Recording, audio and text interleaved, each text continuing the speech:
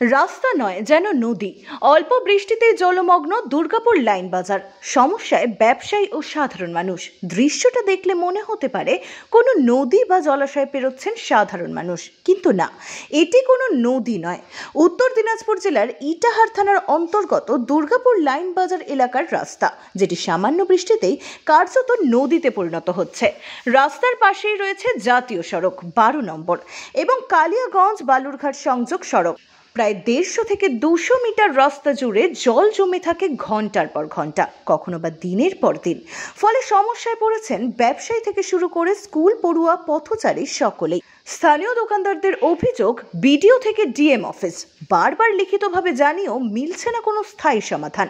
অনেক আগেই আন্দোলন করেছেন তারা, কিন্তু ফলাফল আশ্বাস ছাড়া আর কিছুই নয়। স্থানীয় পঞ্চায়েত প্রধান স্বাতী দাস সরকার অবশ্য জানিয়েছেন এই সমস্যা সম্পর্কে তারা অবগত এবং দ্রুত ব্লক প্রশাসন ও উচ্চপদস্থ আধিকারিকদের সঙ্গে আলোচনা করে একটি বিকল্প সমাধানের পথ খুঁজছেন।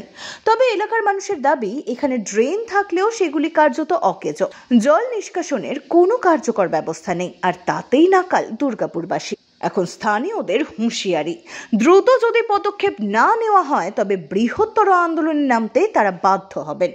দুর্গাপুর লাইন বাজারের এই জলজট সমস্যার স্থায়ী সমাধান কবে হবে, সেই উত্তর আপাতত সময়ের অপেক্ষা। আমি স্থানীয় দোকানদার, এখানকার একজন। এখানে সামান্য বৃষ্টি হলেই জল জমে যাচ্ছে, প্রচুর পরিমাণে জল জমে যাচ্ছে। তো একবার পঞ্চায়েত থেকে রাস্তা পরিষ্কার করেছিল, কিন্তু ড্রেন পরিষ্কার করেছিল, কিন্তু ড্রেন পরিষ্কার করলে সেই ড্রেনের জলটা যাবে কোথায়, সেই পরিকল্পনা মাফিক একটা ব্যবস্থা করতে হবে।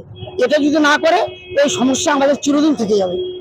খুব অসুবিধা এই জল যাওয়ার জন্য, রাস্তা দিয়ে আসা যাওয়ার খুব অসুবিধা, এই গাড়ি ঘোড়া যাওয়া খুবই সমস্যা।